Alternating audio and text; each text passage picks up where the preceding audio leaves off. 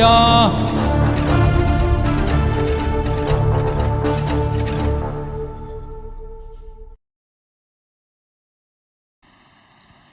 தேவனே உம் வார்த்தையால் நாள்தோறும் வாழ்கிறேன். தேவனே உம் வார்த்தையால் நாள்தோறும் வாழ்கிறேன். உந்தன் ஜீவ வார்த்தைகள் எந்தன் வாழ்வில் ஜீவனே. உந்தன் அன்பின் வார்த்தைகள் எந்தன் வாழ்வில் ஜீவனே. தேவனே உம் வார்த்தையால் நாள்தோறும் வாழ்கிறேன்.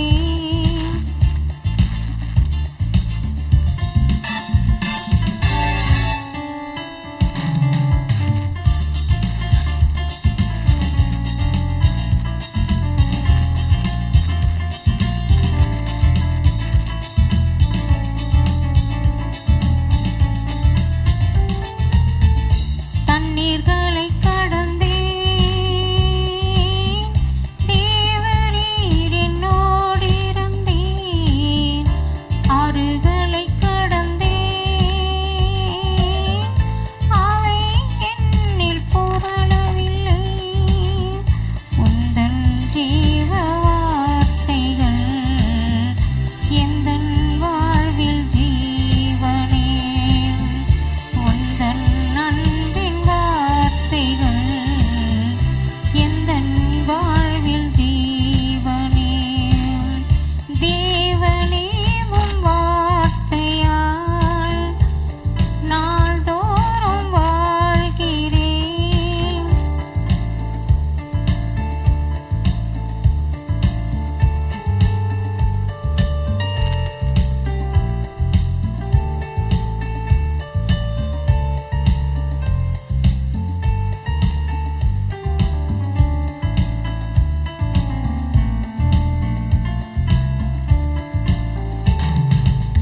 சத்துரு எதிர்க்கையிலே தீவாவி கொடி பிடித்தேன். கிறிஸ்து என் ஜீவன், மரணமே என் ஆதாயம். உந்தன் ஜீவ வார்த்தைகள் எந்தன் வாழ்வில் ஜீவனே. உந்தன் அன்பின் வார்த்தைகள் எந்தன் வாழ்வில் ஜீவனே. தேவனே உம் வார்த்தையால் நாள்தோறும் வாழ்கிறேன்.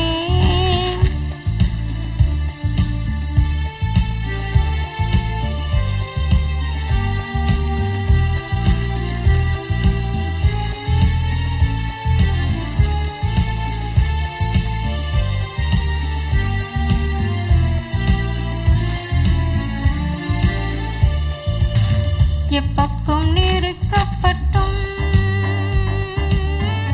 மனம் அடிந்து போகவில்லை. எனது தேசமெங்கும் இயேசு நாமம் உயர்த்திடுவேன்.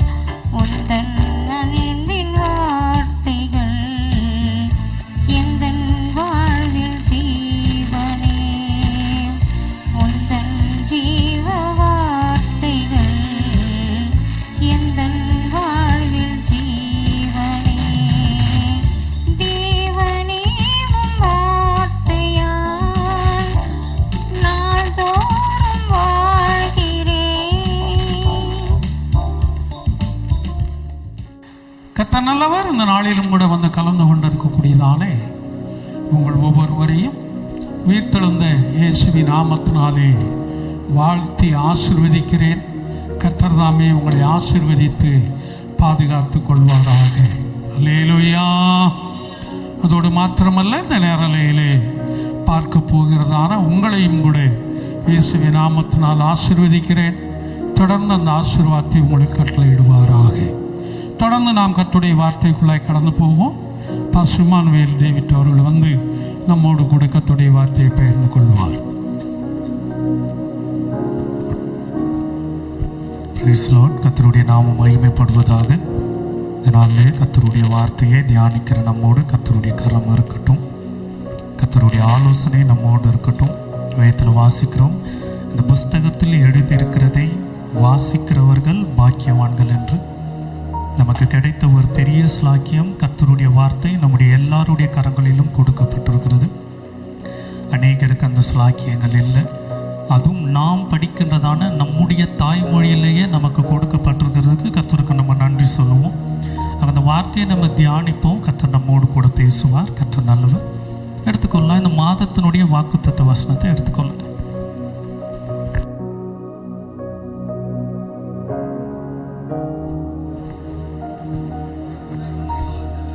கர்த்தர் உன்னை ஆசீர்வதித்து உன்னை காக்க கடவர்.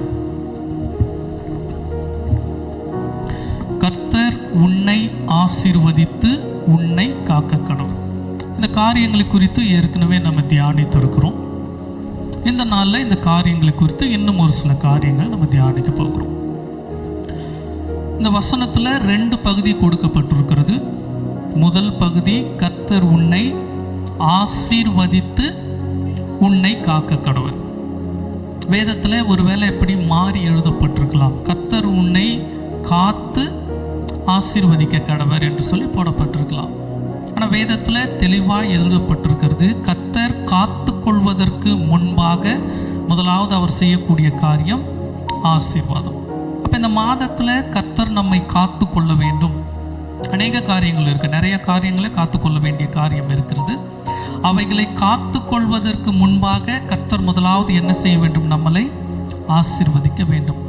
கர்த்தர் காக்கின்ற மனிதர்களை ஆசீர்வதிக்கிறாரா, ஆசீர்வதித்த மனிதர்களை காத்து கொள்கிறாரா என்றால் ஆசீர்வதித்த மனிதர்களை தான் அவர் காத்து கொள்கிறார். இதற்கு முன்பாக கர்த்தருடைய ஆசீர்வாதம் என்றால் என்ன, கர்த்தர் ஆசீர்வதித்தால் ஒரு மனிதனுடைய வாழ்க்கையில் என்ன மாறுதல்கள் நடக்கும் என்பதை யாக்கோபை குறித்து நம்ம தியானித்தோம். கர்த்தர் அவனை ஆசீர்வதித்தார், ஆசீர்வதித்த பின்புதான் அவனை காத்து கொண்டார். அவன் போராடி ஜெயத்தை பெற்றுக்கொண்டான். அப்போ முதலாவது பார்த்தோம், கர்த்தருடைய ஆசீர்வாதம், கர்த்தருடைய பார்வையில் ஆசீர்வாதம் என்ன? முன்பு இருந்த சுபாவம், முன்பு இருந்த குணத்தை மாற்றுவதுதான் கர்த்தர் செய்கின்றதான ஆசீர்வாதத்தினுடைய முதல் காரியம். இதற்கு முன்பாக இருந்த கோபம், இதற்கு முன்பாக இருந்த தீய பழக்கம், இதற்கு முன்பாக இருந்த கெட்ட காரியங்கள், அவையெல்லாம் மாற்றுவதுதான் கர்த்தர் செய்த ஆசீர்வாதம். அப்படியாக தான் யாக்கோபை ஆசீர்வதித்தார். அந்த காரியத்தை குறித்து நம்ம தியானித்தோம். அப்போ முதலாவது ஒரு மனிதனை கர்த்தர் காத்து கொள்ள வேண்டும் என்றால் அவனை ஆசீர்வதிக்க வேண்டும். கர்த்தர் ஆசீர்வதித்த மனிதன் என்றால் அவன் எப்படிப்பட்டவனாக இருக்கணும்? முன்பு இருந்த தீய சுபாவங்கள் இனி அவனிடத்துல காணப்படக்கூடாது. அப்போ இந்த மாதத்தில் கர்த்தர் நம்மை காத்து கொள்ள வேண்டும் என்றால் நாம் நினைவில் வைக்க வேண்டியது, கர்த்தர் என்னை ஆசீர்வதிக்க வேண்டும். கர்த்தர் என்னை ஆசீர்வதிக்க வேண்டும் என்றால் இதற்கு முன்பாக என்னிடத்தில் இருந்த பழைய சுபாவங்கள், பழைய காரியங்களை விட்டு நான் மாற வேண்டும். நான் என்னால் முடிந்த காரியங்களை மாற்றிவிட்டால், என்னால் முடியாத ஒரு சில காரியங்கள் எல்லாம் இருக்கும். இது என்னால் மாற்ற முடியாது, என்னால் எதுவுமே செய்ய முடியாது, எனக்கு விரோதமாக இருக்குது, என்னை தொடர்ந்து வந்து கொண்டே இருக்கு என்றால் அந்த காரியங்களை மாற்றுவது யாருடைய கருத்தில் இருக்கிறது? கர்த்தருடைய கருத்தில். இதை தான் பார்த்தோம். ஏசாவை குறித்து, யாக்கோபை குறித்து நம்ம தியானித்தோம். சரி, இப்போ கர்த்தர் ஒரு மனிதனை ஆசீர்வதிக்கிறார், ஆசீர்வதித்து அவனை மாற்றுகிறார்.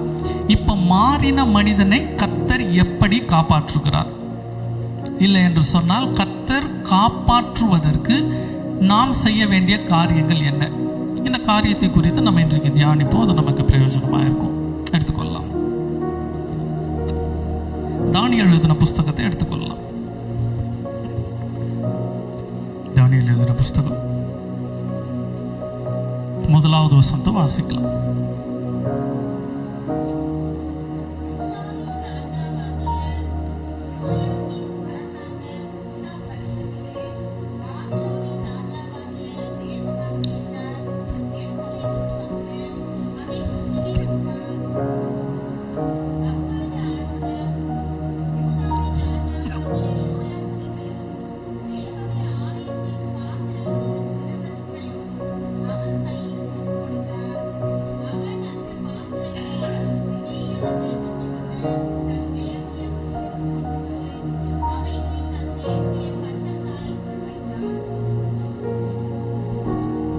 வசனத்தை வாசிங்க.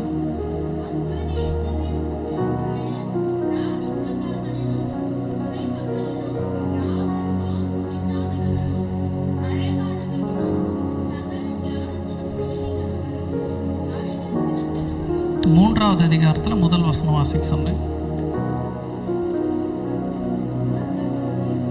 ராஜாவாகிய நேபுகாத்நேச்சார் 60 முழ உயரமும் 6 முழ அகலமும் ஒரு பொற்சிலையை பண்ணி வைத்து பாபிலோன் மாகாணத்தில் இருக்கிற தூரா என்னும் சமபூமியிலே நிறுத்தினான்.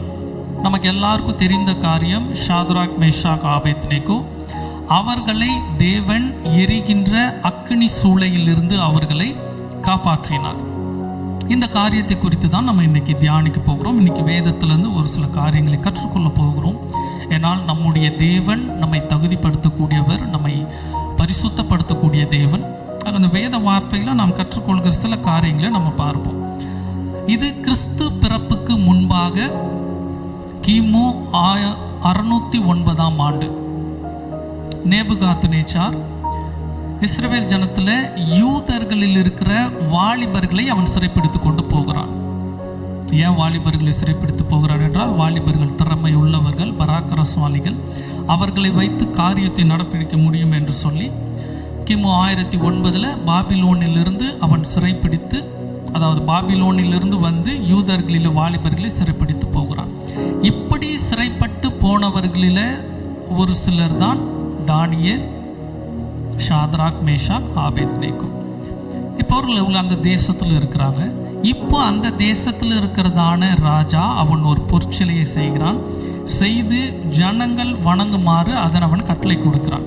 இது ஒன்றாவது. இந்த சூழ்நிலை எப்படி இருக்கிறதுன்னு பார்ப்போம். ஏன்னா நம்முடைய கற்பனை என்ன இருக்கும், ஒரு கதை மாதிரி தெரிஞ்சு வைத்திருப்போம். ஒரு பெரிய சிலையை செய்கிறாங்க, எல்லா ஜனங்களையும் கூட்டு நிற்க வைக்கிறாங்க, வணங்க சொல்கிறாங்க. இவங்க வணங்கலை, இவங்களை தூக்கி அக்கினி சூளையில் போடுறாங்க. தேவதூதன் உள்ள வந்து தேவர்களுடைய சாயலை இவர்களை காப்பாற்றுகிறார், விடுவிக்கிறார். இவ்வளவுதான் நம்ம தெரிந்து வைத்திருப்போம். ஆனால் இது கொஞ்சம் ஆழமாக இந்த காரியங்களை நம்ம பிரித்து பார்க்கும்போது அந்த சூழ்நிலையை நம்ம கற்றுக்கொள்ள முடியும். 1வது வசனத்திலிருந்து 4வது வசனம் வரை வாசிக்கலாம். ஒருவர் ஒரு வசனம் வாசிங்க, மாறி மாறி வாசிங்க. 1வது வசனத்திலிருந்து 4வது வசனம் வரை. 1 வாசிச்சாச்சு. இப்போ 3லிருந்து 4 ஒருத்தர் வாசிங்க. 2, 3, 4 கவனிக்கணும். இப்போ நேபுகாத்நேச்சார் அந்த சிலையை வணங்குவதற்கு யார் யாரை அழைப்பிக்கிறார் என்பதை நம்ம பிரித்து பார்ப்போம். தேசாதிபதிகளையும், அதிகாரிகளையும், தலைவரையும். நல்லா தெரிஞ்சுக்கணும். ஏதோ அந்த சிலையை வணங்குறதுக்கு ஏதோ ஊர் ஜனங்கள் பக்கத்தில் இருக்கவங்களாம் வர வைக்கல. அவன் அதிகாரிகளை வர வைக்கிறான். அதிகாரிகள் என்றால் இப்போ நமக்கு தெரிந்தது போல சொல்லணும்னா ஐபிஎஸ் இருக்காங்க, ஐஏஎஸ் இருக்காங்க, கலெக்டர்ஸ் இருக்காங்க, தாசில்தார் இருக்காங்க, கவுன்சிலர் இருக்கிறாங்க. இப்படிப்பட்ட அதிகாரிகள், தலைவர்கள் இருக்கிறாங்க, ஊர் தலைவர் இருக்கிறாங்க, தேச தலைவர்கள் இருக்கிறாங்க. இப்படிப்பட்ட தலைவர்களையும் தொடர்ந்து வாசிங்க. நியாயாதிபதிகளையும், பொக்கிஷக்காரரையும். பொக்கிஷக்காரர் என்றால் அந்த ஃபினான்ஸ் மினிஸ்டர், இல்லை வசதியாக இருக்கிறவங்க, பணக்காரங்க. நம்ம தெரிஞ்சது போல் சொன்னால் பில் கேட்ஸ், அம்பானி, நல்ல வசதி படைத்தவர்கள். தொடர்ந்து வாசிங்க. நீதி சாஸ்திரிகளையும், ஜட்ஜி இருக்கிற இடம். தொடர்ந்து வாசிங்க. விசாரிப்புக்காரரையும், நாடுகளில் உள்ள உத்தியோகஸ்தர் யாவரையும்,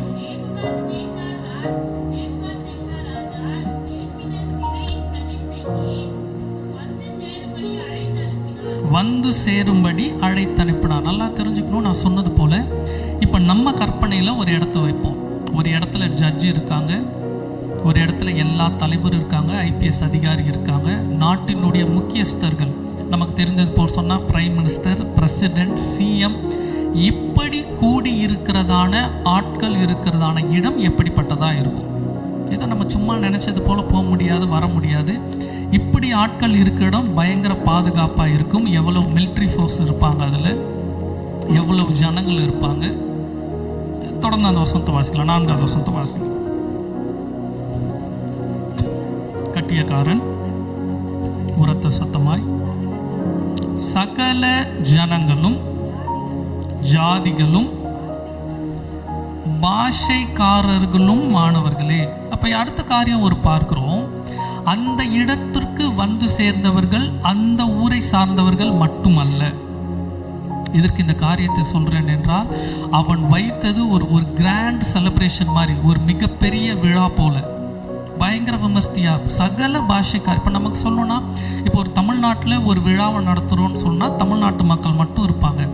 சகல பாஷைக்காரரே என்றால் கேரளாவிலலாம் ஆண்டு வந்திருக்கணும், ஆந்திராவிலேருந்து வந்திருக்கணும், டெல்லியிலேருந்து வரணும், இல்லை வேறு நாடுகளிலிருந்து அமெரிக்காவிலேருந்து வரலாம், ரஷ்யாவிலேருந்து வரலாம். இதுதான் சகல நாடுகளிலும். ஏன்னா அப்படி தாங்க வாசிக்கிறோம், அநேக இடத்திலிருந்து வந்தவர்களே. தொடர்ந்து வாசிக்கலாம். உங்களுக்கு அறிவிக்கப்படுகிறது என்னவென்றால், அப்போ முதல் காரியம் நினைவில் வைத்துப்போம், நேபுகாத் ராஜா அவர் நடத்தினதான ஒரு நிகழ்ச்சியோ ஒரு காரியமோ சாதாரணமான ஒன்று அல்ல, அது மிகவும் பிரம்மாண்டமான ஒன்று. அது மாத்திரமல்ல, அநேக முக்கியஸ்தர்கள் இருக்கக்கூடியதான ஒரு இடம். இது சாமானிய மக்கள் இருக்கிற இடம் இல்லை, முக்கியஸ்தர்கள் இருக்கிற இடம். இது அந்த சூழ்நிலை. இப்போ தொடர்ந்து வாசிக்கலாம். எக்காலம், நாதசுரம், வீணை, சுரமண்டலம், தம்புரு முதலான சகலவித வாத்தியங்களின் சத்தத்தை நீங்கள் கேட்கும் பொழுது நீங்கள் தாழ விழுந்து ராஜாவாகிய நேபுகாத் நேச்சார் நிறுத்தின பொற்சிலையை பணிந்து கொள்ள கடவீர்கள். ஒரு ஆப்ஷன் மாதிரி கொடுக்கல, ஒரு கட்டளை. இது எக்கால சத்தங்கள் சகல வாத்தியங்கள் ஊதும் பொழுது நீங்கள் தாழ விழுந்து பணிந்து கொள்ள வேண்டும். இதுக்கு வேற ஆப்ஷனே இல்லை. ஒருவேளை எவனாகிலும் தாழ விழுந்து அதை பணிந்து கொள்ளாமல் போனால் அவன், நல்லா கவனிக்கணும், தாழ விழுந்து பணிந்து கொள்ளாமல் போனால் எரிகிற அக்னியில் போடப்படுவான் என்று அங்க போடப்படலை. அந்நேரமே. ரெண்டுத்துக்கும் வித்தியாசம் இருக்கு. என்ன வித்தியாசம்னா, நீ தாழ விழுந்து பணிந்து கொள்ளலையா, உன்னை பிடிச்சு கொண்டு போய் சிறைச்சாலையில் போடுவாங்க, இல்லை உன்னை காவலில் வைப்பாங்க, உனக்கு மறுநாள் அவனுக்கு மரண தண்டனை இருக்கு. இப்படியெல்லாம் அந்த காலக்கெடி என்பது அல்ல. நீ செய்யலைன்னு சொன்னா தண்டனை எப்போ கிடைக்கும்? உடனே கிடைச்சும். அந்நேரமே. இதோட எல்லாமே முடிவுக்கு வந்துடும். இந்த காரியம் செய்யவில்லை என்றால் முடிவுக்கு வந்துடும். நல்லா தெரிஞ்சுக்கணும். இன்னைக்கு அநேக நேரத்தில் நம்முடைய வாழ்க்கையில் சில சூழ்நிலைகள் அப்படி தான் இருக்கும். நம்முடைய சிந்தை எப்படி இருக்கும், நம்முடைய சூழ்நிலை எப்படி இருக்கும், இந்த காரியத்தை இப்போ நான் செய்யலைன்னா இதுக்கப்புறம் என்ன செய்ய முடியாது, செய்யவே முடியாது, இது முடிஞ்சிடும், அவ்வளவுதான், இதுக்கு மேலே கிடையாது. இதுதான் சில நேரம் நம்முடைய சூழ்நிலைகளாக இருக்கும். இங்கே இவர்களுக்கு அப்படிப்பட்ட ஒரு சூழ்நிலை தான் இருக்கிறது. இந்த காரியத்தை இப்போ அவர்கள் செய்தே ஆக வேண்டும். இப்போ செய்ய தவறிவிட்டார்கள் என்றால் அந்நேரமே, அப்பொழுதே அவர்கள் எரிகின்ற அக்னி சூளையிலே அவர்கள் போடப்படுவார்கள். 7வது வசனத்தை திரும்ப வாசிங்க ஒரு முறை. ஆதலால் சகல ஜனங்களும் எக்காலம், நாதசுரம், கிண்ணரம், சுரமண்டலம், சகலவித கீத வாத்தியங்களின் சத்தத்தை கேட்ட உடனே சகல ஜனத்தாரும், ஜாதியாரும், பாஷைக்காரரும் தாழ விழுந்து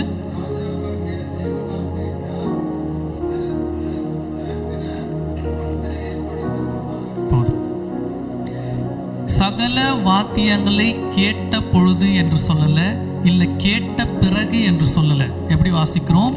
கேட்ட உடனே. சத்தம் கேட்குது, கேட்ட உடனே அவர்கள் தாழ பணிகிறார்கள். காரணம் என்ன? ஒருவேளை பணிந்து கொள்ளாமல் இருந்தால் அந்த நேரம் அவர்களுடைய வாழ்க்கை என்ன ஆகிவிடும்?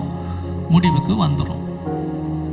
இந்த சத்தத்திற்கு நான் செவி கொடுக்கிறேன், இதற்கு நான் தாழ பணிகிறேன், இந்த சிலையை நான் வணங்கலைன்னு சொன்னால் இந்த நேரத்திலேயே நான் மரித்து போய்விடுவேன், என்னுடைய வாழ்க்கை முடிவுக்கு வந்துடும் என்று சொல்லி அங்கிருந்த சகல ஜனங்களும், நான் சொன்னது போல யாரெல்லாம் வந்திருந்தார்கள், அதிகாரிங்க, வசதி படைத்தவர்கள், பணக்காரர்கள், உத்தியோகஸ்தர்கள், பெரிய பெரிய ஆட்கள், சாதாரண அன்றாட வேலைக்கு போகிறவர்கள் அல்ல, இல்லை நம்மை போல ஏழ்மையான ஆட்கள் இல்லை, வசதி படைத்தவர்கள், பணம் இருக்கிறவர்கள், பிரம்மாண்டமாக இருக்கு. அவர்கள் எல்லாரும் சத்தத்தை கேட்ட உடனே அப்போ இந்த அறிவிப்பு வந்தவுடன் அவங்க என்ன காத்துக்கிட்டு இருப்பாங்க, எப்போ அந்த சத்தம் என் காதில் கேட்கும், சத்தம் கேட்ட உடனே நான் விழுந்துடுறேன். எதுக்கு நமக்கு வம்பு, நம்ம உயிர் வேணும், நமக்கு பிழைக்கணும். இந்த சத்தத்தை கேட்டதும் விழுந்தார்கள்.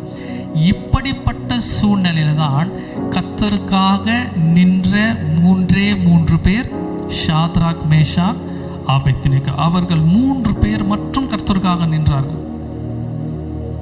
அப்ப நான் சொன்னது போல யூதர்கள் பாபிலோனுக்கு சிறைப்பட்டு வந்த பொழுது வெறும் இந்த 3 வாலிபர்களை மாத்திரம் கொண்டு வரல. நான் சொன்னது போல தானியேல் இந்த காலத்தில் அவர் அரண்மனையில் இருந்தார். தானியேல் சம்பவம் இதில் நமக்கு வரல.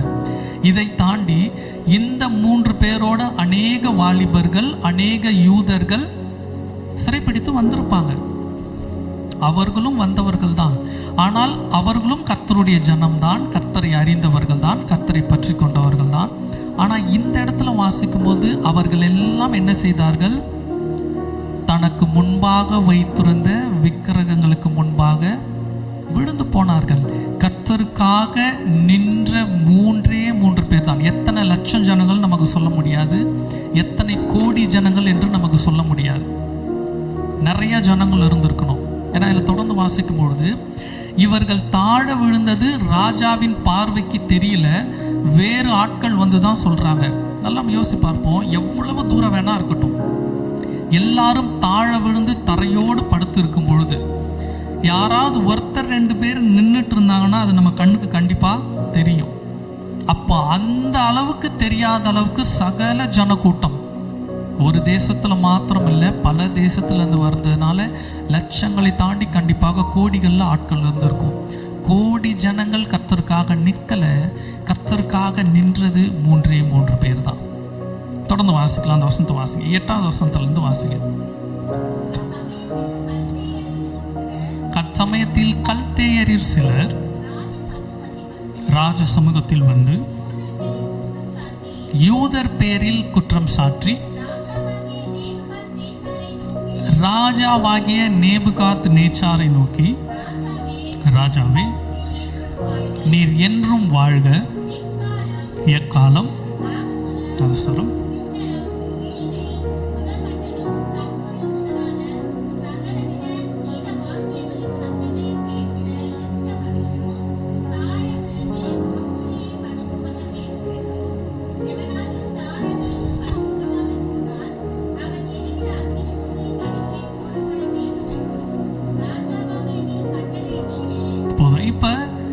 ராஜாவின் இடத்துல நேரடியாக வந்து சொல்லியிருக்கலாம். என்ன சொல்லியிருக்கலாம், 3 பேர் இருக்கிறாங்க, 3 பேர் மாத்திரம் பொற்சிலையை நீங்க நிறுத்தின சிலையை அவங்க வணங்கலை நேரடியாக சொல்லியிருக்கலாம்.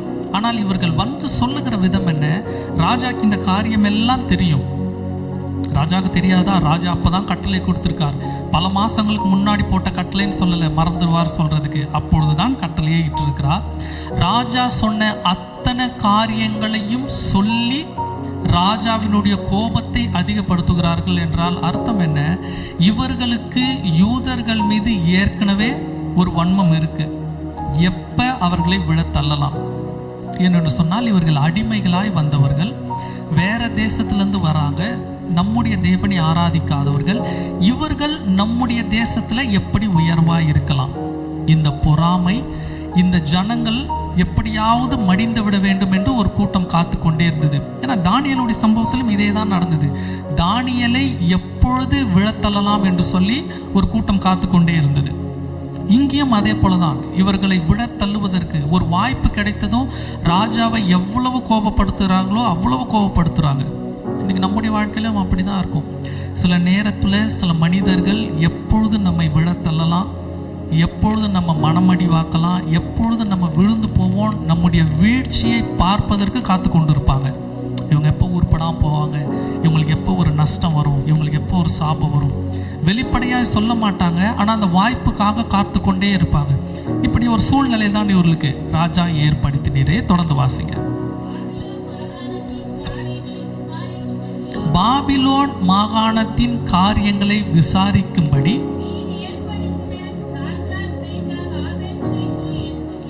இன்னும்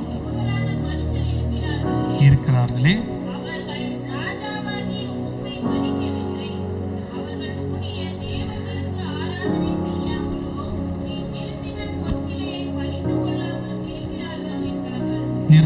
பொற்சிலையை இங்கே தான் முதல்ல கவனிக்க வேண்டிய ஒரு விஷயம்.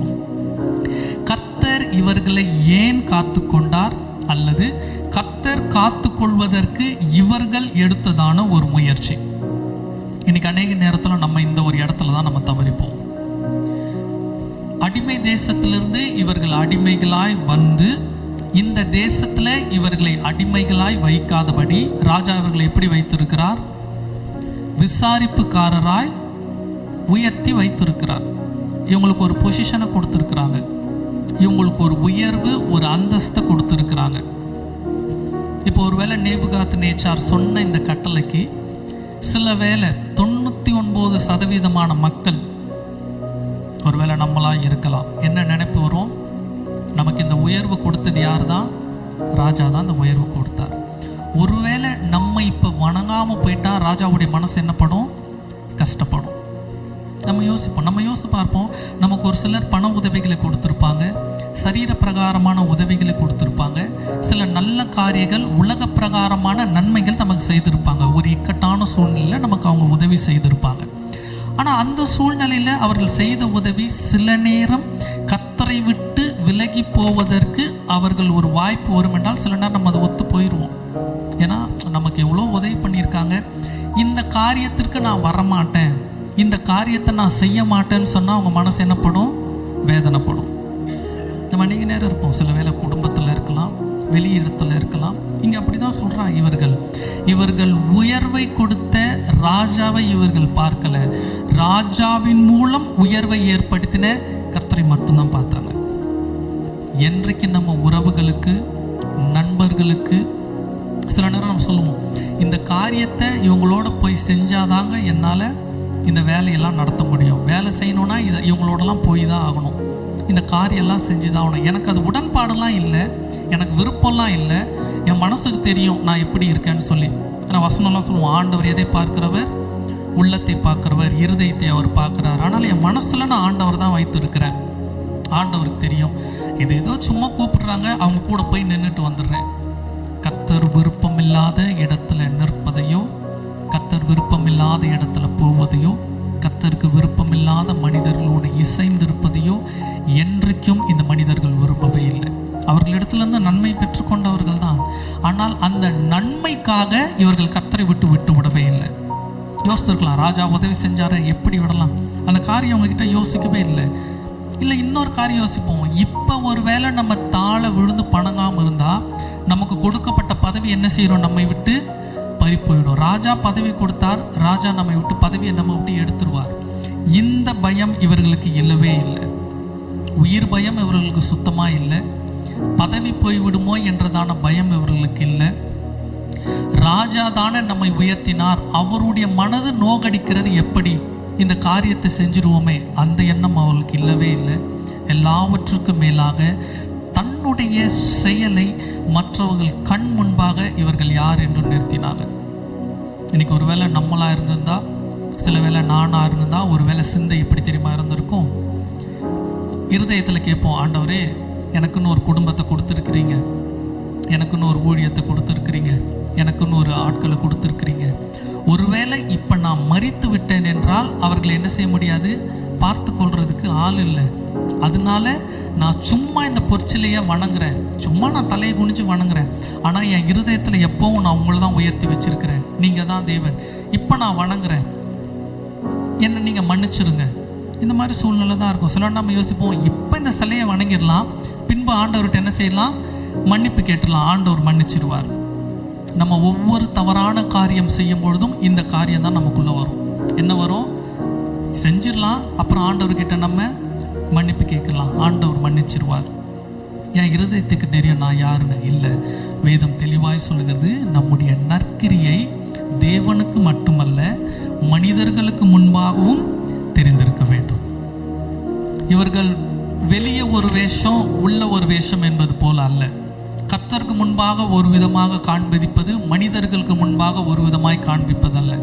இன்னைக்கு அநேக நேரம் மனிதர்களுக்கு முன்பாக நான் கிறிஸ்தவன், சபைக்கு போகிறேன், நான் ஊழியன், இந்த காரியங்களை வெளிப்படையாக சொல்வதற்கு விரும்புவதல்ல. இங்கே இருக்கும்பொழுது ஒரு மாதிரி, வேலைக்கு போனால் நண்பர்களோடு ஒரு மாதிரி, பள்ளிக்கு போனால் நண்பர்களோடு ஒரு மாதிரி, காலேஜுக்கு போகிற இடத்துல ஒரு மாதிரி, அந்தந்த இடத்திற்கு இசைந்தது போல நடந்து கொள்வோம். ஆனால் இவர்கள் எல்லா இடத்திலும் கர்த்தரை உயர்த்தி கர்த்தருக்காக நின்ற ஒருத்தர்கள். எந்த விதத்திலும் இவர்கள் வருத்தப்படவே இல்லை. இவர்கள் கர்த்தருக்காக நிற்கிறார்கள். தொடர்ந்து 13வது வசனத்தை வாசிங்க. அப்பொழுது நேபுகாத்நேச்சார் உக்கிர கோபம் கொண்டு, இதுல உக்கிர கோபம்னு மாத்திரம் தான் போட்டிருக்கு. இது எழுதின அந்த மூல மொழி ஹீப்ரூவில் வாசிக்கும் போது, எபிரேய மொழியில் வாசிக்கும் போது, அவனுடைய காது சிவக்கும் அளவுக்கு கோபம் கொண்டு, அவ்வளவு கோபம் கொண்டான், நடுங்கிற அளவுக்கு அவ்வளவு கோபம் கொண்டு. தொடர்ந்து வாசிங்க.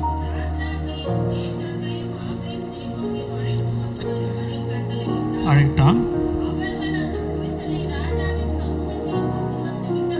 விட்டபோது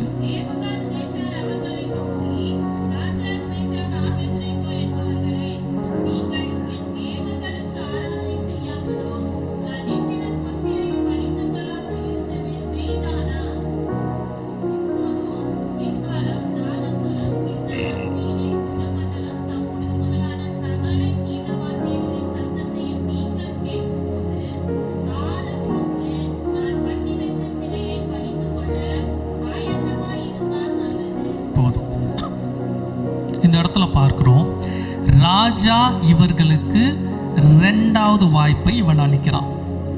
நான் சொல்றேன், கர்த்தர் மாத்திரம் நமக்கு வாய்ப்புகளை கொடுத்து கொண்டு போகிறவரே அல்ல, பிசாசானவனும் நமக்கு அநேக வாய்ப்புகளை கொடுத்து கொண்டே இருப்பான். ஒரு வாய்ப்பு நமக்கு நேராக வரும், ஒரு தவறான காரியம் செய்வதற்கு, ஒரு இச்சையில் விழுந்து போவதற்கு, ஏதோ ஒரு காரியங்களுக்கு. ஒருவேளை அந்த ஒரு காரியத்தை நம்ம மேற்கொண்டுருவோம், திரும்ப 2வது முறையும் வரும், 3வது முறையும் வரும், அநேக தரம் வந்து கொண்டே இருக்கும். சில நேரத்தில் என்ன செய்வோம், ஒரு இதில் நம்ம ஜெயிப்போம், ஆனால் அதே காரியம் திரும்ப வரும்பொழுது விழுந்து போயிடுவோம். என்ன சொல்லுவோம், எவ்வளவுதான் பொறுமையாக இருக்குது, இல்லை எவ்வளவுதான் பொறுத்துட்டு இருக்குது. சில நேரம் கோபத்தில் விழுந்து போயிடுவோம், சில இச்சைகளில் விழுந்து போயிடுவோம். ஏன்னா ஒரே ஒரு முறை என்றால் நம்ம மேற்கொண்டுருவோம். இப்போ என் வாழ்க்கையில் ஒரு முறை தான் இது நடக்கும், அதை நான் மேற்கொண்டுட்டேன், கர்த்தருடைய பார்வையில் பரிசுத்தமானவனாக இருக்கிறேன் என்றால் அப்படி அல்ல. நம்மை விழத்தள்ளுவதற்கு பிசாசானவன் ஒவ்வொரு முறையும் அவன் வாய்ப்புகளை அனுப்பி கொண்டே இருப்பான். இச்சையில் வரலாம், தவறான காரியங்கள், நபர்கள் மூலம், ஏதோ ஒரு காரியத்தில் கர்த்தரை விட்டு எப்படி விலகி போவது, அப்படி வாய்ப்புகள் வந்து கொண்டே தான் இருக்கும் நமக்கு. அதில் ஒவ்வொரு முறையும் மேற்கொண்டு ஜெயிப்பது நம்முடைய கடமையாக இருக்கிறது. இவர்கள் 2வது வாய்ப்பு வருகிறது. 2வது வாய்ப்பிலையும் இவர்கள் கர்த்தருக்காக நிற்கிறார்கள். அதில் அவர்கள் சொல்லக்கூடிய பதிலை பார்ப்போம். வாசிங்க 16வது வசனத்தை.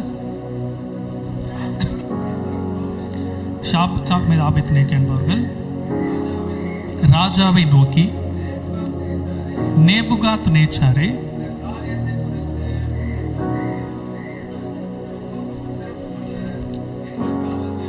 இந்த காரியத்தை குறித்து உமக்கு உத்தரவு சொல்ல எங்களுக்கு அவசியம் இல்லை. சில காரியங்களில் நம்ம பதில் கொடுக்க வேண்டும் என்கிறதான அவசியம் இல்லை.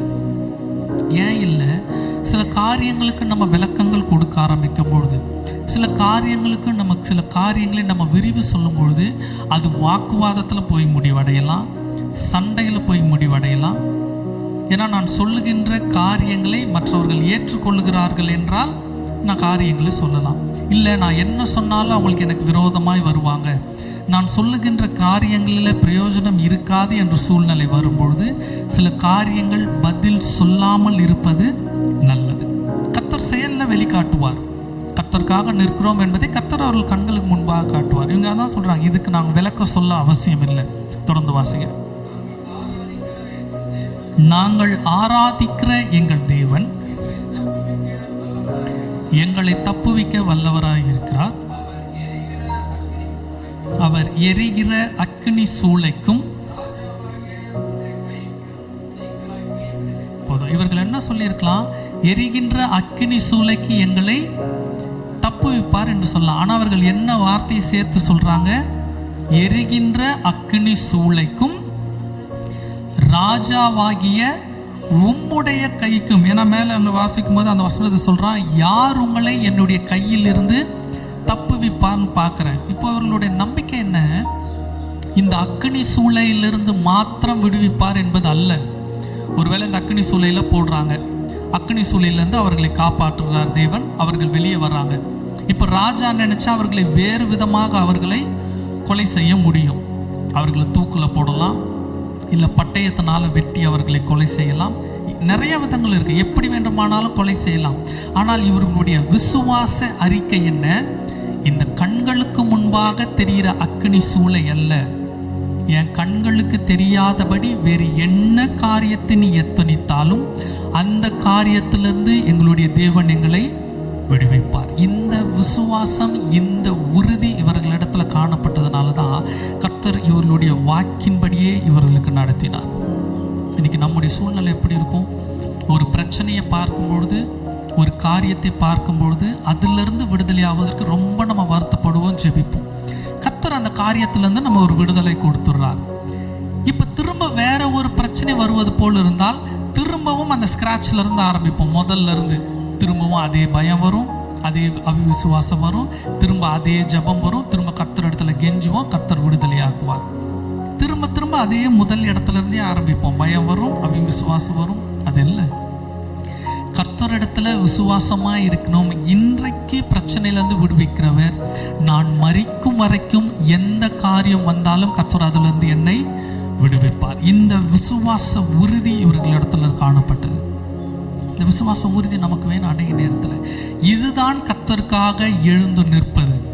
ஏதோ நான் நின்றுட்டேன், கர்த்தர் காப்பாற்றிடுவார், விடுவிப்பார் என்பல அவ்வளவு தைரியம் இவர்கள் சொல்றாங்க. கர்த்தர் எங்களை விடுவிப்பார். அப்படியே அவர்கள் விடுவிக்காமல் போனாலும் நீ நிறுத்தின இந்த ஜீவனை நாங்கள் ஆராதிக்க மாட்டோம். தொடர்ந்து வாசிக்கலாம்.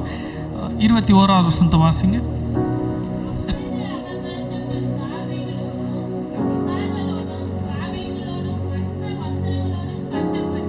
மொத்த வஸ்திரங்களோடும் கட்டப்பட்டு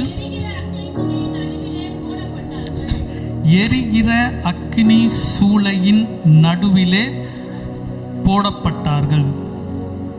தொடர்ந்து வாசிங்க. ராஜாவின் கட்டளை கடுமையாய் இருந்தது. 18வது வசனத்தை வேணா வாசிங்களேன் ஒரு முறை. போனாலும்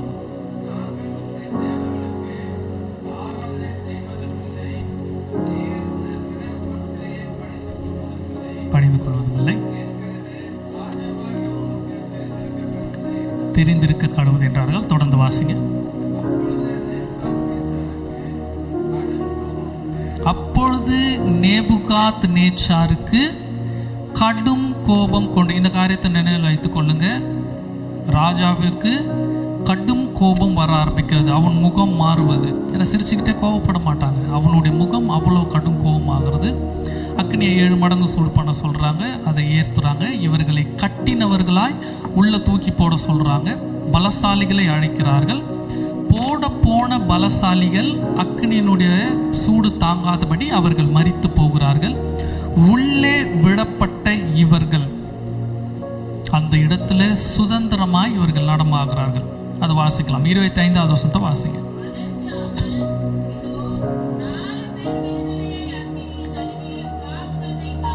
நாலு பேர் அக்னியின் நடுவிலே விடுதலையாய் உள்ளாவுகிறதை காண்கிறேன் சொன்னா, இவர்களை எப்படி அவர்கள் போட்டார்கள்? உள்ள கட்டி போட்டார்கள்.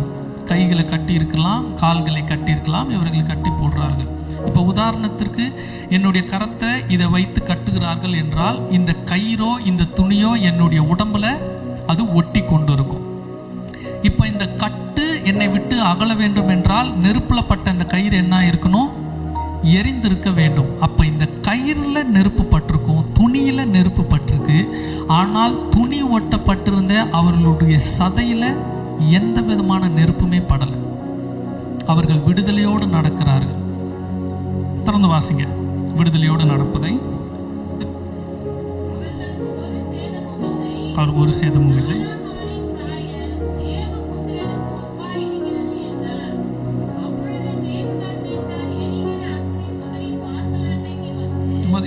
தொடக்கத்துல 25 வாசிங்க.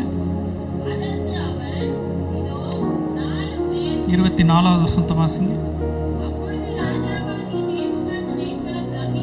ராஜாவாகிய நேபுகாத் நேச்சார் பிரமித்து, இதற்கு முன்பாக அவனுடைய முகம் எப்படி இருந்தது? கோபமுள்ள ஒரு முகமாய் இருந்தது. இவர்களை அழிக்க வகை தேடி கொண்டிருந்தான். ஆனால் இப்பொழுது இவன் எப்படி மாறுறான்? பிரமிப்படைகிறான். நான் சொல்றேன், நம்மை அழிக்க நினைக்கிறவர்கள், நம் மீது கடும் கோபமாய் இருப்பவர்கள் நம்மை பார்த்து பிரமிக்கத்தக்கதாய் கர்த்தர் நம்மை காப்பாற்றுவதற்கு கர்த்தர் நல்லவராய் இருக்கிறார். ஹல்லேலூயா. அது எந்த சூழ்நிலையா வேணா இருக்கலாம். விரோதமாய் மனிதர்கள் வரலாம், வேலையில வரலாம், வியாதியின் ரூபத்துல வரலாம், இவர்கள் இவ்வளவுதான் முடிந்திருத்து என்ற ஒரு நிலைமையில வரலாம். ஆனால் அப்படிப்பட்ட சூழ்நிலையில நம்மை காப்பாற்றி மற்றவர்கள் பிரமிப்படைகிறது. எப்படி படைச்சாங்க, எப்படி இவங்களுக்கு நடந்தது, இது எப்படி இவங்களுக்கு கிடைச்சது, இவங்க எப்படி படிச்சாங்க, இவங்க எப்படி மேலே போனாங்க, இவங்க எப்படி நல்லா இருக்காங்க, இப்படி மற்றவர்கள் பிரமிப்படையத்தக்கதாக கர்த்தர் நம்மை காப்பாற்றுவதற்கு கர்த்தர் நல்லவர். இவன் பிரமிப்படைந்து, தொடர்ந்து வாசிங்க, தீவிரமாய் எழுந்திருந்து நோக்கி போட்டோம், இப்பொழுது 4 பேராய் இருக்கிறார்கள் என்று சொல்லி 27வது வசனத்தை வாசிங்க. தேசாதிபதி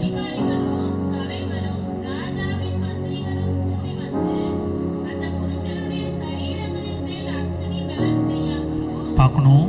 முதல்ல எல்லாரும் பணிந்து கொண்டார்கள். இவர்கள் 3 பேர் மாத்திரம் கர்த்தருக்காக நின்றார்கள். பிரச்சனை வரும்னு தெரியும், கர்த்தருக்காக இருந்தால் கஷ்டம்னு தெரியும், இழந்து போவோன்னு தெரியும், எல்லா சூழ்நிலையிலும் கர்த்தருக்காக நின்றார்கள். இப்ப மற்ற விழுந்த ஜனங்கள் எல்லாம் இவர்களை தேடி வர ஆரம்பிக்கிறாங்க. வந்து வாசிங்க, பேலன்ஸ் செய்யாமலும் கருகாமலும்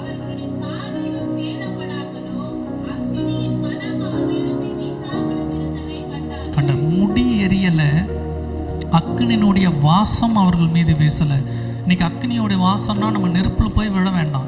நீங்க ஒரு அடுப்பு பற்ற வைக்கிறீங்க, இல்லை ஒரு நெருப்பு வைக்கிறீங்கன்னா அந்த இடத்துல நம்ம பக்கத்துல உட்கார்ந்தாலே நம்ம மேல அந்த புகை, அந்த நெருப்பு வாசனை வந்துடும். இவர்கள் நெருப்புக்கு உள்ளாகவே நடந்து வந்தார்கள். ஆனால் இவர்கள் மீது அக்னியின் வாசம் கூட வரல. வந்து தொடர்ந்து வாசிக்கலாம். 26, 28 வாசிங்க. வசனித்து ஸ்தோத்திரம்.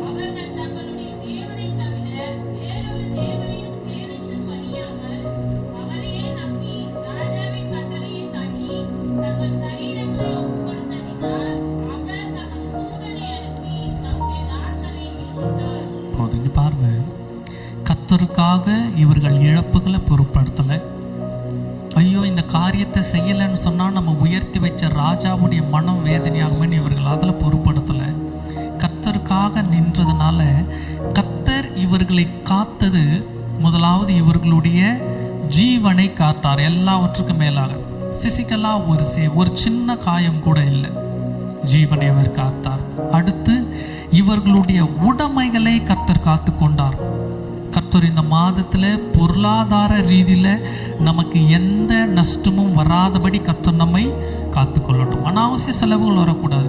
திடீர்னு ஒரு மருத்துவ செலவு, ஒரு இழப்பு, ஒரு நஷ்டம், அவர்களுடைய துணிமணி கருகல, அவர்களுடைய பொருளாதாரத்துல சேதம் இல்லை. அப்போ கர்த்தர் இந்த மாதத்துல நம்முடைய பொருளாதாரத்திலையும் நம்முடைய சரீரத்திலையும் சேதம் வராதபடி கர்த்தர் காத்துக்கொள்ளட்டும். இன்னொரு முக்கியமான காரியம், இவர்களுடைய நம்பிக்கை மற்றவர்கள் முன்பாக இவர்கள் தலை குனிந்து போகாதபடி கர்த்தர் இவர்களை காத்து கொண்டார். ஏன்னா யோசித்து பார்ப்போம், வீரவசனம்லாம் பேசிட்டாங்க. என்ன சொல்லிட்டாங்க? எங்கள் தேவன் எங்களை தப்புவிப்பார், அவர் தப்புவிக்காமல் போனாலும் நான் வணங்க மாட்டோம், ஆனால் நாங்கள் அவர் ஒருத்தருக்கு தான் தனம் வணங்குவோம், நல்லா சொல்லிட்டாங்க. இப்போ ஒருவேளை இவர்கள் அக்கினியில் மடிந்து போயிருந்தா என்ன ஆயிருக்கும்? பெரிய ஒரு அவமானம் இருந்திருக்கும். ஒழுங்காக ராஜா சொன்ன பேச்சை கேட்டு தலையை குனிஞ்சிருக்கலாம். எங்களுக்கெல்லாம் தெரியாமலா நாங்கள் இருந்தோம்? எங்களுக்கு தெரியாதா சர்ச்சுக்கு போகணும், ஆண்டவரை வணங்கணும், இதெல்லாம் செய்யணும்னு எங்களுக்கு தெரியாதா? இருந்தோம், நாங்கள் ஏன் செய்கிறோம்? உலகத்தில் வாழணும்னா சில காரியங்களை செஞ்சு தான் ஆகணும், இதெல்லாம் பண்ணி தான் ஆகணும். இப்படி வழி விலகி போகாதபடி கர்த்தருக்காக அவர்கள் நின்றதுனால அவர்களுடைய மதிப்பு, மரியாதை எல்லாவற்றையும் கர்த்தர் உயர்த்தி கொடுக்கிறார். வேதத்தில் வாசிக்கிறோம், யார் கர்த்தருக்காக ஒரு விஷயத்தை இழந்து போகிறானோ அதை 100 அவன் இம்மையிலே பெற்றுக்கொள்வான். மனைவியாவது, வீடையாவது, பொருளையாவது. இவர்கள் தங்களுடைய பதவி எல்லாவற்றையும் இழப்பதற்கு தயாராயிட்டாங்க. அக்னியிலிருந்து கர்த்தர் காப்பாற்றுவார். ராஜாவின் கையிலிருந்து காப்பாற்றுவார். பதவி போதா, எது போனாலும் பரவாயில்லன்னு இவர்கள் இழக்க துணிந்தார்கள். அதற்கு பதிலாக இவர்களுக்கு கிடைத்தது என்ன? நல்ல ஒரு மரியாதை, நல்ல ஒரு அங்கீகாரம். தொடர்ந்து 30வது வசனத்தை வாசிங்க. பின்பு ராஜா ஷாத்ராக், மேஷாக், ஆபேத்நேகோ என்பவர்களை பாபிலோன் தேசத்திலே உயர்த்தினான். முதல்ல இவனை யாராய் வைத்திருந்தான்? விசாரிப்புக்காரராய் வைத்திருந்தான். விசாரிப்புக்காரர் என்றால் ஒரு சின்ன ஒரு பதவி, ஒரு உயர்வு தான், சின்ன பதவி. ஆனால் கர்த்தருக்கு இவர்களை காத்த பிறகு இவர்களுக்கு கிடைத்தது என்ன? பாபிலோன் தேசத்துல ஒரு உயர்வு. மறந்து போயிட வேண்டாம், கர்த்தரை பிடித்து கொள்ளும் பொழுது கர்த்தர் நம்மை உயர்த்தக்கூடியவர். ஒருவேளை யோசிப்போம், கர்த்தர் காக்கின்ற இந்த விஷயத்துல ஒரு சின்ன கால தாமதம் ஏற்பட்டிருந்தா என்ன ஆயிருக்கும்? கர்த்தர் இவர்களை காத்து கொள்ள வேண்டும், ஒரு சின்ன தாமதம் ஏற்பட்டிருந்தா, ரொம்ப நேரம்லாம் வேண்டாம், கொஞ்சம் சில நொடிகள் போதும். ஏனால் போனவர்கள் என்ன செய்தார்கள்? மரித்து போனார்கள். கொஞ்ச நேரம் கால தாமதமாயிருந்தா அந்த நிலையில கர்த்தர் இவர்களோடு இல்லாமல் இருந்திருந்தால் இவர்களும் என்ன செய்திருப்பார்கள்? மரித்து போயிருப்பார்கள். அப்போ நமக்கு முன்பாக நம்முடைய பிரச்சனையிலே நம்மை காக்கும்படி கர்த்தர் அந்த பிரச்சனையில இருக்கிறார் என்பதை விசுவாசிப்போம்.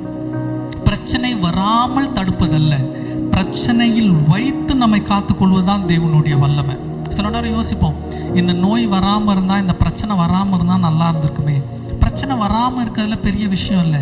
பிரச்சனைக்குள்ளாக நம்மை அனுமதித்து அந்த பிரச்சனை நம்மை சேதப்படுத்தாதபடி காப்பது தான் கர்த்தருடைய மகிமை. ஏன்னா கர்த்தர் அக்கினி சூளையில போடாமலே காத்திருக்கலாம். ஆனால் இவர்கள் போவதற்கு முன்பாக கர்த்தர் அந்த அக்கினி சூளையில அவர் இருந்தார், அவர்களை காத்து கொண்டார். அப்போ விசுவாசிப்போம், இனி நமக்கு எந்த பிரச்சனை வந்தாலும் நினைவு கூற வேண்டியது என்ன? ஓ, எனக்கு ஒரு பிரச்சனை வருதா, சரி நான் கவலைப்படலை. ஏன்னா எனக்கு முன்பாக அந்த பிரச்சனைக்குள்ளாக தேவன் அவர் இருப்பார் என்னை காக்கும்படி. இதுதான் கர்த்தர் காக்கின்றதான ஒரு அனுபவம். என்றைக்கு வாழ்க்கை முடிந்துவிடும் என்று நினைக்கிறோமோ அன்றைக்கு நம்முடைய வாழ்க்கையை எக்ஸ்டெண்ட் பண்ணுவதில் கர்த்தர் பயங்கரமானவர். இவர்கள் வாழ்க்கை இதோட முடிஞ்சிடும் நினைச்சாங்க, இதுதான் இவங்க வாழ்க்கைன்னு நினைச்சாங்க.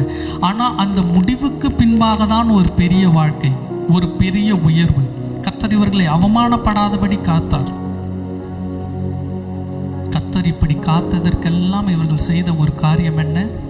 கர்த்தருக்கு முதலிடம் கொடுத்தார்கள். வேற எந்த காரியமும் செய்யல, கர்த்தருக்கு மாத்திரம் முதலிடம் கொடுத்தார்கள். இவர்களுடைய பெயர் ஷாத்ராக், மேஷாக், ஆபேத்நேகோ என்பது போல இருக்கு. இந்த ஷாத்ராக், மேஷாக், ஆபேத்நேகோ என்பது அந்நிய தேவர்களுடைய பெயர். அது இவர்களுடைய உண்மையான பெயர் அல்ல. ஏனென்றால் இவர்கள் யூதர்களிலிருந்து இவர்கள் பாபிலோனுக்கு கொண்டு வருகிறார்கள். பாபிலோனுக்கு வந்த பிறகு அங்க இருக்கிறதான தெய்வத்துடைய பெயர்களை இவர்களுக்கு வைக்கிறார்கள். அனனியா என்று பெயர். அனனியா என்றால் தேவன் கிருபை உள்ளவர். அனனியா என்ற பெயருக்கு தேவன் கிருபை உள்ளவர் எழுதி வச்சுக்கோங்க. அனனியா என்றால், இந்த அனனியா என்ற பெயர் தான் அதற்கு பின்பாக வரும்போது இவர்கள் ஷாத்ராக் என்று மாற்றி வைக்கிறார்கள். மன்னிக்கணும், அனனியா என்ற பெயர் தான் மேஷாக் என்று மாற்றி வைக்கிறார்கள். ஷாத்ராக் என்றால் அக்கு என்றதான தெய்வத்தினுடைய ஒரு பெயர். ஷாத்ராக் என்றால் அக்கு என்ற தெய்வத்தினுடைய பெயர். அந்த ஷாத்ராக்கினுடைய உண்மையான பெயர் அனனியா. அனனியா என்றால் தேவன் கிருபை உள்ளவர். அடுத்த பெயர் மிஷாயேல். மிஷாயேல் என்றால் உண்மையான ஆண்டவருக்கு ஒப்பானவர் யார்? இதுதான் மிஷாயேல் என்ற பெயர். இந்த மிஷாயேல் என்ற பெயரை மேஷாக் என்று மாற்றுறார்கள். மேஷா என்றால் அந்த அக்கு என்ற தெய்வத்திற்கு ஒப்பானவர் யார்? அடுத்தது ஆபேத்நேகோவினுடைய உண்மையான பெயர் அசரியா. அசரியா என்றால் ஆண்டவர் நமக்கு உதவி செய்திருக்கிறார். ஆனால் ஆபேத்நேகோ என்றால் நீக்கு என்கிறதான ஒரு எழுத்தினுடைய கடவுள். நீக்கு என்பது இதெல்லாம் பாபிலோனுடைய கடவுளுடைய பெயர்கள். அப்ப நல்லா கவனிக்கணும், கர்த்தருடைய பிள்ளைகள், கர்த்தருக்காக வாழ்கிற பிள்ளைகள், இவர்களை சிறைப்பிடித்து கொண்டு போய் இவர்களுடைய உடைகளை மாற்றியாச்சு. ஏன்னா அந்த ஒரு உடையை தான் இவர்கள் அணிய வேண்டும். அதற்கேற்றாற்போல் உடை மாறிவிட்டது. உணவு பழக்கங்கள் நிச்சயம் மாறி இருக்கும். ஒருவேளை மதுபானங்கள் அந்த காரியங்கள் எடுக்காமல் இருக்கலாம், ஆனால் உணவு பழக்கம் மாறிடும். இப்போ புரிந்தது போல் சொல்லணும்னா, நம்ம இப்போ இங்கே கீழே சவுத்தில் இருக்கோம், நம்ம கொஞ்சம் நார்த்துக்கு போகிறோன்னு வைங்க, நம்ம டெல்லிக்கு போகிறோம், இல்லை அதற்கு மேலே இருக்கிறதான ஜம்மு காஷ்மீர் அந்த இடத்துக்கெல்லாம் போனோம் என்று சொன்னால், இங்கே இருக்கிறதான அரிசி உணவுகள் அங்கே இருக்காது அதிகமாக. அங்கே இருக்கிறதான சப்பாத்தி, உருளைக்கிழங்கு இவை தான் அதிகமாக இருக்கும். அப்போ அங்கே இருக்கிற பிரதேசத்திற்கு, குளிர் பிரதேசத்திற்கு அங்கே இருக்கிறதுக்கு ஏற்றாற் போல உணவு பழக்கங்களும் மாற்றப்படும். இவர்களுடைய பெயர்களை மாற்றிட்டாங்க. கர்த்தருடைய பெயரை வைத்திருந்தவர்களுக்கு விக்கிரகங்களுடைய பெயரை வைத்தாங்க. ஆனால் இதில் பார்க்க வேண்டிய ஒரு விஷயம், உடைய மாற்றியாச்சு, பெயரை மாற்றியாச்சு, அடையாளத்தை மாற்றியாச்சு. ஆனால் இவர்களுக்குள்ளாக இருந்த ஆண்டவர், இவர்களுக்கு உருந்தாக இருந்த வைராக்கியத்தை ஒரு மனிதனாலும் மாற்ற முடியவில்லை. நான் கர்த்தருக்காக நிற்கிறேன்னா நான் கர்த்தரை மட்டும்தான் நான் வணங்குவேன். ஏன்னா அவர்களுக்கு நன்றாக தெரியும், விக்கிரகங்களை ஆராதனை செய்வது, பணிந்து கொள்வது என்னுடைய தேவனுக்கு பிடிக்காது.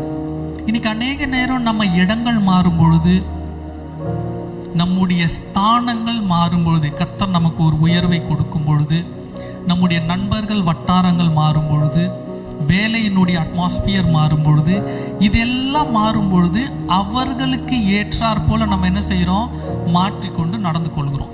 அங்கே இருக்கும்போது அதற்கு ஏற்றாற் போல இருப்போம், சபைக்கு வரும்போது, ஊழியத்தில் வரும்போது இதற்கு ஏற்றாற் போல இருப்போம், மாறி மாறி இருப்போம். இவர்கள் அப்படி அல்ல, எல்லா இடத்திலும் இவர்கள் ஒன்றாக இருந்தார்கள். அப்போ இன்னைக்கு தீர்மானம் எடுப்போம், என்னுடைய உடையை மாற்றலாம், என்னுடைய இடத்தை மாற்றலாம், ஆனால் எனக்குள்ளாக இருக்கிற கர்த்தர் மீது இருக்கிற வைராக்கியத்தை, என்னுடைய இருதயத்தை எந்த காரணத்துக்காகவும் யாரும் மாற்ற முடியாது. என் விசுவாசத்தை மாற்ற முடியாது, என் குணத்தை மாற்ற முடியாது. கர்த்தர் மாத்திரம்தான் தெய்வம், அவருக்காக மட்டும்தான் நான் நிற்பேன் என்கிறதான அந்த உறுதியை மாற்ற முடியாது. இந்த காரியங்கள் இவர்களுக்குள்ளாக இருந்ததுனால தான் கர்த்தர் இவர்களை எல்லா சூழ்நிலையிலிருந்தும் இவர்களை காத்துக்கொண்டார். அப்போ இந்த மாதத்தில் கர்த்தர் நம்மை சரீர ரீதியாக காத்துக்கொள்ளணும், பொருளாதார ரீதியாக காத்துக்கொள்ளணும், மனதளவில் நம்மை காத்துக்கொள்ளணும், அவமானப்படக்கூடாது. கர்த்தர் நமக்கு ஒரு உயர்வை கொடுக்க வேண்டும், கர்த்தர் நம்ம எல்லா விதத்திலும் பாதுகாத்து நடத்த வேண்டும் என்றால் நமக்கு இருக்கிறதான ஒரே நினைப்பு, நான் வணங்குவது, நான் ஆசரிப்பது கர்த்தருக்காக மாத்திரம்தான். மற்ற அந்நிய தெய்வங்களோ அந்நிய காரியங்களோ எனக்குள்ளாக ஒட்டி விடக்கூடாது. இவர்களோடு இருந்த அநேக யூதர்கள் வணங்கினாங்க. ஒருவேளை இன்னைக்கு நம்மோடு இருக்கிற கிறிஸ்தவர்கள் கர்த்தருக்கு பிரியமில்லாத காரியத்தை செய்யலாம், நமக்கு தெரிந்த ஊழியர்கள் கர்த்தருக்கு பிரியமில்லாத காரியத்தை செய்யலாம். அவர்கள் எப்படி வேணா போகட்டும், நான் கர்த்தருக்காக நிற்க போகிறேன். இந்த தீர்மானத்தை எடுப்போம். ஏன்னா கோடிக்கணக்கான ஜனங்கள் இருந்த இடத்துல கர்த்தருடைய பார்வையில் நின்றது யார் தான்? 3 பேர் தான் நின்னாங்க. அப்போ தீர்மானம் எடுப்ப, ஆண்டவரே இன்னைக்கு லட்ச ஜனங்கள் இருக்கிற பகுதியில் நீர் வானத்திலிருந்து பார்ப்பீரானால் உமக்காக நிற்கிற நான் ஒருத்தவங்க கண்ணுக்கு நான் தென்படுவேன். தீர்மானம் எடுப்பேன், நான் பரிசுத்தமாக இருப்பேன். பூமியில் ஒரு மனிதனை பார்க்குறீங்கன்னா நான் உங்களுக்காக நிற்பேன். நான் சின்ன எடுத்துக்காட்டு சொல்லி முடிக்கிறேன். நீங்கள் உங்கள் பிள்ளைங்களை பள்ளிக்கு அனுப்புகிறீங்க. ஒரு உதாரணத்துக்கு நான் சொல்கிறேன், ஒரு பள்ளிக்கு அனுப்புகிறீங்க. அப்போ பள்ளியிலேருந்து, வகுப்பறையிலேருந்து ஒரு ஆசிரியர் கால் பண்ணுறாங்க, நீங்கள் உடனே வகுப்புக்கு வாங்க, ஒரு சின்ன பிரச்சனை ஆயிடுச்சுன்னு சொல்லி. இப்போ போகிறீங்க, போனதும் என்ன ஆச்சுன்னு கேட்குறாங்க. இல்லை, கூட படிக்கிறதான ஒரு ஃப்ரெண்டு ஒருத்தன் உங்கள் பையனுக்கு சிகரெட்டை கொடுத்து நீ சிகரெட்டை பிடின்னு சொல்லியிருக்கான். நீ சிகரெட்டை மட்டும் நீ பிடிக்கலன்னு சொன்னால் கையில் பிளேடு வச்சு உன் கையை நான் வெட்டிடுவேன், கீறிடுவேன் பயமுறுத்தி இருக்கான். அதனால பையன் பயந்துட்டு சிகரெட் பிடிச்சிட்டான். இப்போ அந்த வெட்டின பையனை நாங்கள் பிடிச்சிட்டோம், அவனை நாங்கள் வார்ன் பண்ணி அவங்க அப்பா அம்மா வர சொல்லியிருக்கோம், நாங்கள் அதை பார்த்துக்குறோம், உங்கள் பையனை நீங்கள் கூப்பிட்டு போங்கன்னு சொல்கிறாங்க. இப்போ என்னுடைய கேள்வி, சிகரெட் பிடித்ததற்காக இந்த மகனையோ இந்த பிள்ளையோ நம்ம அடிப்போமா, திட்டுவோமா? செய்ய மாட்டோம். ஏன் செய்ய மாட்டோம்? சிகரெட் பிடிக்கலன்னா வெட்டிடுவேன்னு சொல்லியிருக்கான், பயந்து செஞ்சிட்டான், சரி பார்த்துக்கலாம், இனிமே இந்த காரியத்தை நீ என்ன செய்யாது என்று சொல்லி நம்ம அறிவுரை செல்வோம். அந்த பிள்ளை மேலே வெறுப்பு வராது, அந்த பிள்ளையை இனி நம்ம எப்படி பாதுகாக்கணுமோ அந்த அறிவுரை சொல்லி வளர்ப்போம். இதே சம்பவத்தை இன்னொரு விதத்தில் யோசித்து பார்ப்போம். நம்ம போய் நிற்கிறோம், அந்த ஆசிரியர் அவங்க சொல்கிறாங்க, இந்த பையன் உங்கள் பையனை சிகரெட் பிடிக்க சொல்லி மிரட்டி இருக்கான், உங்கள் பையன் நான் என்ன ஆனாலும் நான் சிகரெட் பிடிக்க மாட்டேன்னு சொல்லியிருக்கான், அந்த பையன் உங்கள் பையனை பிளேடால் வெட்டிட்டான், ஆனாலும் உங்கள் பையன் நான் சிகரெட்டே பிடிக்க மாட்டேன்னு நின்றுட்டு இருந்திருக்கான், கடைசியில் நாங்கள் போய் பார்த்து கூப்பிட்டு வந்தோன்னு சொல்கிறாங்க. இப்போ அந்த பிள்ளையனுடைய சரீரத்தில் காயம் பட்டிருந்தாலும் நம்முடைய இருதயம் எப்படி இருக்கும்? ஒரு பெற்றோரா பெருமைப்படுவோம். என் பிள்ளைய நான் ஒழுங்காக வளர்த்துருக்கிறேன், என் பிள்ளை சரியாக இருக்குது. அந்த பிள்ளைக்கு சரீரத்தில் காயம் இருக்குதான், அது வேதனை. ஆனால் இருதயம் எப்படி இருக்கும் தெரியுமா? மகிழ்ச்சியாக இருக்கும், என் பிள்ளை தவறு செய்யலை. இன்னைக்கு கர்த்தர் நம்ம இடத்துல எதிர்பார்க்கிறதும் அதே தான். அநேக நேரத்தில் சூழ்நிலைகளே காரணம் வைத்து நம்ம அநேக நேரத்தில் தவறி போயிடும். சில நேரம் பிடித்த நபர்களிடத்தில் பேச வேண்டும், பிடித்த காரியத்தை செய்ய வேண்டும், பிடித்த இடங்களுக்கு போக வேண்டும். நினைவில் வைத்திருக்கிறோம், எனக்கு எந்த காரியம் பிடித்திருந்தாலும், எது எனக்கு நன்மை செய்திருந்தாலும், யார் எனக்கு உதவி இருந்தாலும், இவர்களா தேவனா என்று சொன்னால் நான் எதற்கு தான் முக்கியத்துவம் கொடுக்க வேண்டும்? தேவனுக்கு தான் முக்கியத்துவம் கொடுக்கணும். இனி குடும்ப உறவுகளுக்கோ நண்பர்களுக்கோ முக்கியத்துவம் கொடுத்து கர்த்தருடைய ஆலயத்தையும் கர்த்தருடைய வேதத்தையும் கர்த்தரையும் விட்டு விலகி போகாதபடி கர்த்தரை மாத்திரம் பிடித்து கொண்டு வைராக்கியமாக இருப்போம். கர்த்தர் இதில் பார்த்தது போல இந்த மாதத்தில் நம்மையும் நம்முடைய குடும்பத்தையும் கர்த்தர் காத்து கொள்ளட்டும். நம்ம எல்லாரும் அப்படியே கண்களை மூடுவோம். கண்களை மூடுவோம். கர்த்தரை நோக்கி பார்ப்போம். கொஞ்சம் அந்த நிலைமையை யோசித்து பார்ப்போம். ஷாத்ராக், மேஷாக், ஆபேத்நேகோ, அந்த அனனியா, மிஷாவேல், அசரியா, இவர்கள் நின்ற இடத்துல பெரிய ஒரு இராணுவ பட்டாளமே இருக்கு. நம்ம யோசித்து பார்ப்போம். சிஎம் இருக்காங்க, முதலமைச்சர் இருக்காரு, பிரைம் மினிஸ்டர் இருக்காரு, பிரசிடென்ட் இருக்காரு, பெரிய பெரிய ஐஏஎஸ் அதிகாரிகள், மிலிட்ரி, வேற உலகத்துல இருந்து எல்லா ராஜ்யத்துல இருந்து வந்திருக்கிறாங்க. இப்போ நம்ம என்ன யோசிப்போம்? ஒரு வேலை இப்போ நம்ம பணியாமல் போயிட்டா இது எவ்வளோ பெரிய ஒரு பிரச்சனையாக வரும். நம்ம குடும்பம் என்ன வருது? சரி சும்மா குனிஞ்சிருவோம், இப்போ செஞ்சுட்டு ஆண்டவர் இடத்துல மன்னிப்பு கேட்டுக்கலாம். எல்லாரும் செய்கிறாங்களே அதே போல நம்மளும் செஞ்சுட்டு போயிடுவோம். இருதய ஆண்டவர் தெரியும். ஆண்டவரே நான் சும்மா தான் வணங்குறேன், என் மனதில் நீங்கள் தான் தெய்வம். அநேக நேரம் அப்படி இருக்கலாம். இவர்கள் கர்த்தருக்காக நின்றவர்கள். இவங்க சொல்லாமல் சொல்கிறாங்க. இவங்க ராஜா கிட்ட சொன்னாங்க இல்லையா, இதை குறித்து உத்தரவு சொல்ல எங்களுக்கு அவசியம் இல்லை என்று. அதனுடைய அர்த்தம் என்ன? நீ எங்களை எவ்வளோ வேணா உயர்த்தி வைக்கலாம், ஆனால் எங்களுடைய விசுவாசம் கர்த்தருக்கு மாத்திரம்தான், எங்களுடைய வைராக்கியம் கர்த்தருக்கு மாத்திரம்தான். நீ எங்களை பயம்படுத்துற, இதுக்கெல்லாம் நாங்கள் பயப்பட மாட்டோம். இப்படி அநேக அர்த்தங்கள் அடங்கி இருந்தது அவர்களுடைய செயல். இன்னைக்கு தீர்மானம் எடுப்போம், என்னுடைய செயல் கர்த்தரை மகிமைப்படுத்தக்கூடிய ஒன்றாய் மாறப்போகிறது. மனிதர்களை பிரியப்படுத்துவதற்கல்ல. ஐயோ இப்படி போலனா என் நண்பன் மனசு வேதனைப்படுமே, இதை நான் செய்யலைன்னா என் உறவினர்கள் மனது வேதனைப்படுமே, என் பிள்ளைகள் மனது வேதனைப்படுமே, எனக்கு இவ்வளோ நன்மை செய்திருக்கிறாங்களே. இல்லை, நான் கர்த்தரை தான் பார்க்க போகிறேன், நான் கர்த்தருடைய பிள்ளை. கர்த்தர் சேதம் இல்லாமல் என்னை காத்துக்கொள்வார். கர்த்தர் நான் அவமானப்படாதபடி காத்துக்கொள்வார். வேலை ஸ்தலத்தில், படிக்கிற இடத்துல, தொழில் செய்கிற இடத்துல நமக்கு அவமானம் வந்துருமோ பயப்பட வேண்டாம். கர்த்தர் நாம் அவமானப்படாதபடி நம்மை காக்க வல்லமை உள்ளவர். பிரச்சனை இருக்கு, என்ன ஆக போகுதுன்னு தெரியலையே, அக்கினி சூளை இருக்கா, தைரியமா இருப்போம். நாளைக்கு நான் அதை பார்க்கும்பொழுது எனக்கு முன்பாக என் கர்த்தர் அதுக்குள்ள இருப்பார். எந்த பிரச்சனை என்னை கீழே தள்ளும் என்று நினைக்கிறனோ அதே பிரச்சனை தான் என்னை உயர்த்த போகிறது. அதை விசுவாசிப்போம். மனம் தளர்ந்து போயிடவே வேண்டாம். கர்த்தர் உயர்த்தக்கூடியவர். வீட்டுக்கு சென்று இந்த அதிகாரத்தில் இருக்கிற இந்த 30 வசனத்தை திரும்பவும் ஒரு முறை வாசிங்க. கொஞ்ச நேரம் அமருங்க.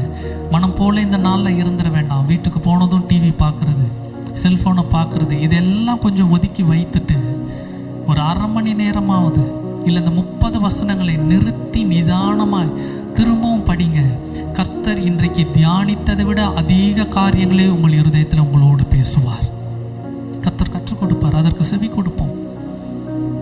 வேலை கேட்போம். கர்த்தாவே எங்களை ஆசீர்வதிங்க, எங்களை காத்துக்கொள்ளுங்க. நீர் ஆசீர்வதித்தீர் என்றால் எங்கள் சுபாவம் மாறும்.